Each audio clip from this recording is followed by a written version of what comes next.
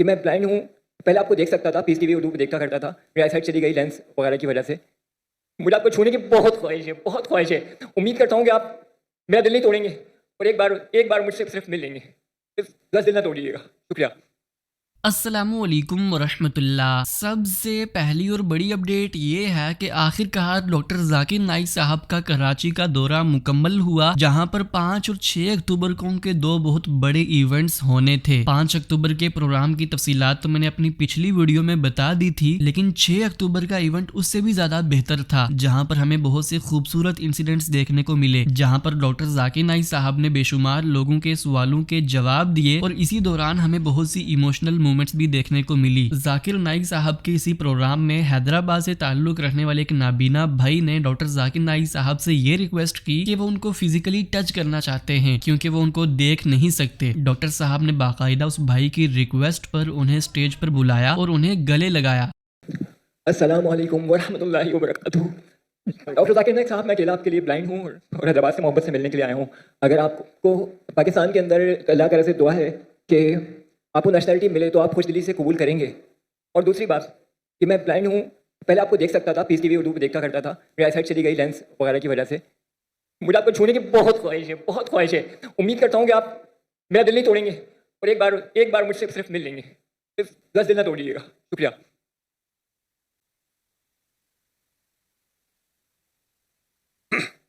भाई साहब ने कहा कि वो पीस टीवी देखते थे कि जब उनकी रोशनी थी, अभी रोशनी उनकी चली गई और वो मुझसे मोहब्बत करते, मैं भी आपसे मोहब्बत करता हूँ।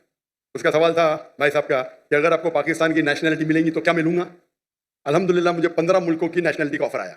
बट जहाँ तक कि पाकिस्तान का सवाल है, इंशाल्लाह जिस दिन यहाँ शरीयत नाफिज होंगी और कुरान और हदीस के ऊपर 100% अमल होगा, इंशाल्लाह मैं खुदा के मांगूंगा, इंशाल्लाह। भाई साहब आप स्टेज पे आ सकते हैं? स्टेज की तरफ लेकर आइए प्लीज।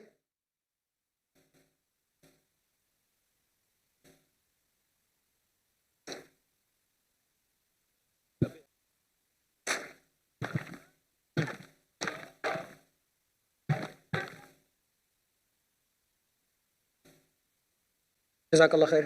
इसी प्रोग्राम में एक ऐसा फनी इंसिडेंट हुआ कि सारा का सारा मजमा हंसने लगा, क्योंकि एक मुसलमान भाई ने खुद को ईसाई बताकर डॉक्टर जाकिर नाइक साहब से सवालात कर लिए, क्योंकि जाकिर नाइक साहब पहले नॉन मुस्लिम्स के सवालात को प्रेफर कर रहे थे। लेकिन आखिर में उस भाई ने तमाम लोगों से माफी भी मांगी और ये कहा कि उनकी बड़ी ख्वाहिश थी कि वो डॉक्टर जाकिर नाइक साहब से सवाल करें। तो आखिर में डॉक्टर जाकिर नाइक साहब ने इस पर अपना खूबसूरत रिएक्शन भी दिया। मैं चाहता हूँ कि आप भी मेरे साथ उनकी रिएक्शन को जरूर देखें। आप मानते हैं कि ईसा अलैहिस्सलाम खुदा है? डॉक्टर साहब, मैं मुसलमान हूँ। आप मुसलमान हैं? माजर करता हूँ आपसे, मैंने झूठ बोला क्योंकि मुझे अभी जल्दी घर जाना था, तो सबसे पीछे लाइन में खड़ा था। मैंने बोला कि यार मुझे मौका ही नहीं मिलेगा, तब सवाल हो गया। तो अगर आप मुसलमान हैं तो आपने बहुत बड़ा गुनाह किया। अगर Sorry, सवाल पूछने के लिए आपने कहा कि मैं ईसाई हूँ, ये बहुत बड़ा गुनाह है। मैं तौबा करता हूँ अल्लाह से। अल्लाह मुझे कलमा माफ करे। पढ़ेंगे? जी, कलमा पढ़ो आप इसे। ला इलाहा इल्लल्लाह मुहम्मद रसूलुल्लाह। क्योंकि सवाल पूछना फर्ज नहीं है। आप लाइन तोड़ने के लिए झूठ बोले, लेकिन ख्वाहिश थी आपसे सवाल तो ये करना। भी हो सकता है ना, क्या जन्नत में जाने के लिए भी आप झूठ बोल के जन्नत में पहला जाएंगे? बराबर कि नहीं? नहीं, मैं पीछे, जन्नत में भी लाइन बड़ी रहेंगी, बहुत लंबी रहेंगी।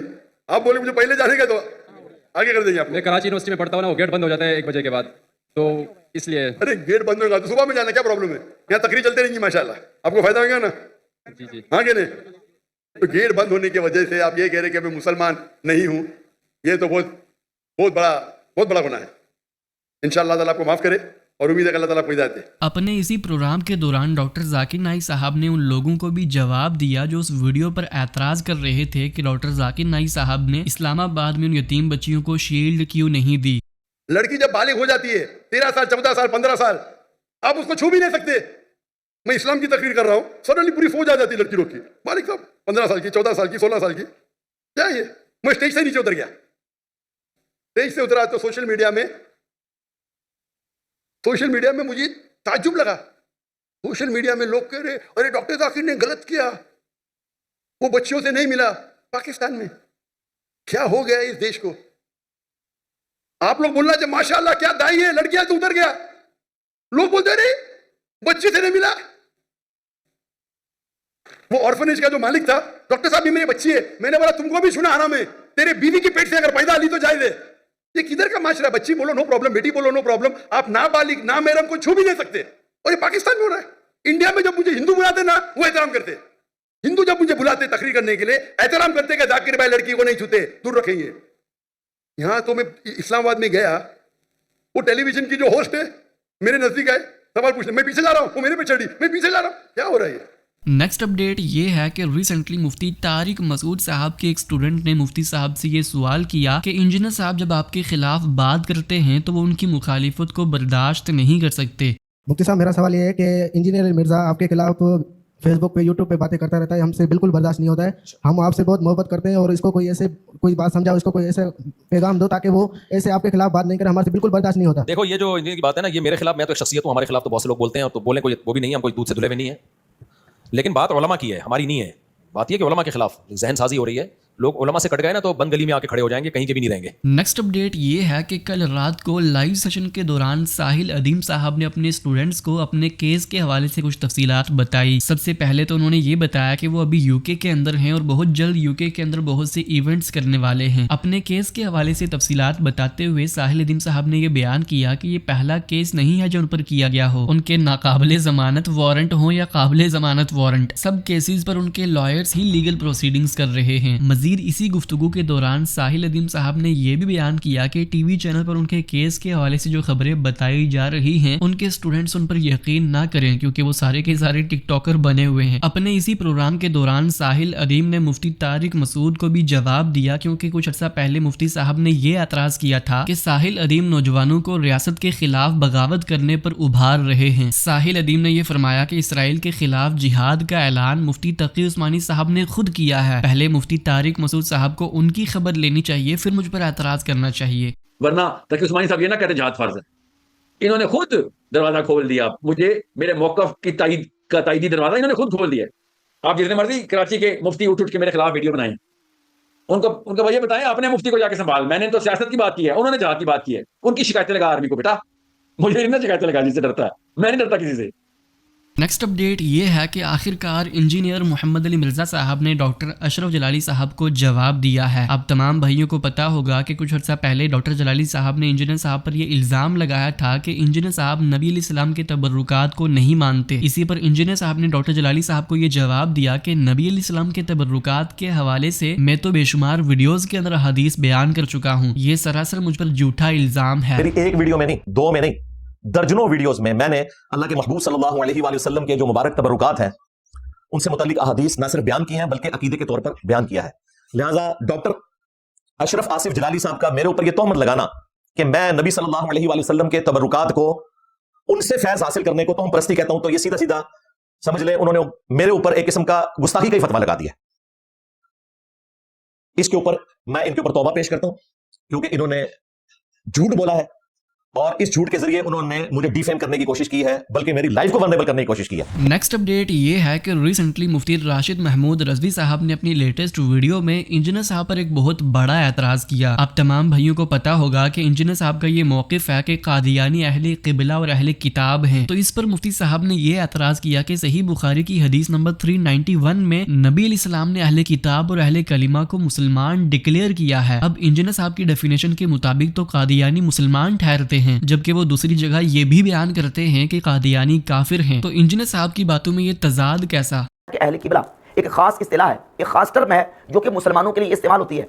अहादीस तय्यबात में नबी पाक सल्लल्लाहु अलैहि वसल्लम ने अहले किबला को मुस्लिम कहा है, उनको मुसलमान करार दिया है। जैसे कि सही बुखारी के अंदर 391 नंबर हदीस है, नबी पाक सल्लल्लाहु अलैहि वसल्लम फरमाते हैं, मन सल्ला सलातना वस्तक़बल क़िबलतना, जिसने हमारी नमाज की तरह नमाज पढ़ी और हमारे किबला की तरफ रुख करके नमाज पढ़ी, वस्तक़बल क़िबलतना, और हमारे किबला की तरफ रुख किया, व अकल ज़बीहतना, और हमारे ज़बीहा को खाया, फ़ज़ालिकल मुस्लिम, वो मुस्लिम है।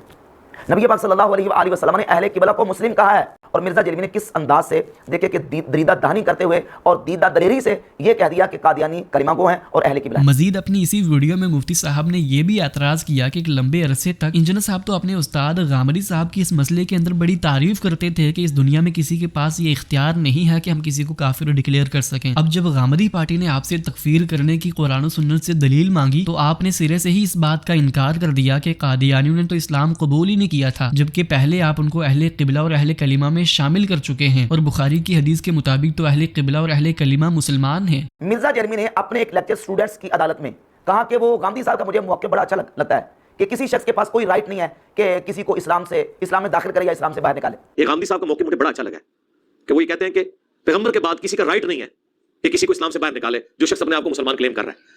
क्यों कि उसकी तावील की गलती क्या जेन्युइन है या मुनाफिकाना है, ये वही की ताईद के बगैर आप बता नहीं सकते। तो ये लोगों को सर्टिफिकेट देंगे ये मान के, किसी के पास सर्टिफिकेट नहीं है, बस जो कलमा पढ़ता है उसके ज़ाहिरी कलमे का एहतराम होगा। बाकी अगर वो मुनाफिक है या कोई और इशू है, वो अल्लाह और बंदे का मामला है, क़यामत वाले दिन पुलिस रात के ऊपर वो अलग हो जाएगा, लेकिन दुनिया में आपने ज़ाहिरी कलमे का एहतराम करना होगा। बाकी फैसला क़यामत के दिन होगा, बस जो ज़ाहिरी कलमा पढ़ता है उसके ज़ाहिरी कलमे का एतबार होगा। तो ज़ाहिरी कलमा तो कादियानी भी पढ़ते हैं। अब कादियानी तुम्हें पूछेंगे कि तुम तो ये कह चुके हो कि जो ज़ाहिरी कलमा पढ़ता है उसके कलमे का एतबार होगा, तो फिर हमारे कलमे का एतबार करो, हम तो कलमा पढ़ते हैं। क्या मुंह दिखाएगा, क्या जवाब देगा कादियानी को? अब चूंकि मिर्जा जेलमी की गांधी पार्टी के साथ ठन चुकी है, तो अब उनको नीचा दिखाने के लिए, अपनी जिद पूरी करने के लिए और अपने फॉलोअर्स को सिर्फ उनसे बचाने के लिए और अपने फॉलोअर को मुतमईन करने के लिए कहते हैं ये कादियानी के बारे में नरम गोशा रखते हैं और ये हमें कहते हैं कि जो कलमा पढ़ता है, कलमा पढ़ने वाले का हम उसके कलमे का एतबार करेंगे और जब तो वो कलमा पढ़ता है तो हम उसको काफिर करार नहीं दे सकते। वो कहता है, मिर्जा कहता है कि वो इस्लाम में आए कब हैं, वो तो इस्लाम में दाखिल ही नहीं हुए कादियानी। कहते हैं तकफीर करने की जुरिस्डिक्शन हमारे पास नहीं है, तो भाई वो इस्लाम में आई नहीं है, तकफीर तक तो बाद में जाएगी। आज भी एक नॉन मुस्लिम आके मुझे कहता है कि जी मैं मुसलमान होना चाहता हूं लेकिन मैं नबी इस्लाम को आखिरी पैगंबर नहीं मानता, तो क्या मैं उसे कलमा पढ़ाकर मुसलमान कर लूंगा? मैं यही कहूंगा कि इसके बगैर तो मुसलमान नहीं हो सकते। खुद फंस गया। जब कादियानी इस्लाम में दाखिल ही नहीं हुए तो फिर शर्म करो कि तुम किस मुंह से कह रहे हो कि कादियानियों के अज़ाब वुज़ू कल क़यामत वाले दिन चमकते होंगे। एक जगह पे तुम ये कह रहे हो कि वो अहले किबला हैं, वो अहले कलीमा हैं और जो कलीमा पढ़ता है उसके ज़ाहिरी कलमे का एतबार होगा, और अभी तुम्हारी गांधी पार्टी के साथ ठन चुकी है तो उनको ये कह रहे हो कि जनाब वो तो इस्लाम में दाखिल नहीं हुए। तो फिर तुमने किस मुंह से ये कहा था कि कादियानियों के अज़ाब वुज़ू चमकते होंगे, जबकि कादियानियों के अज़ाब वुज़ू नहीं चमकते होंगे, वो तो मुर्तद्दीन हैं, उनका तो इस्लाम के साथ ताल्लुक ही कोई नहीं। ये थी आज की सारी अपडेट्स। मिलते हैं इसी तरह की नई अपडेट्स के साथ, तब तक के लिए अल्लाह हाफिज़। अस्सलामु अलैकुम व रहमतुल्लाह।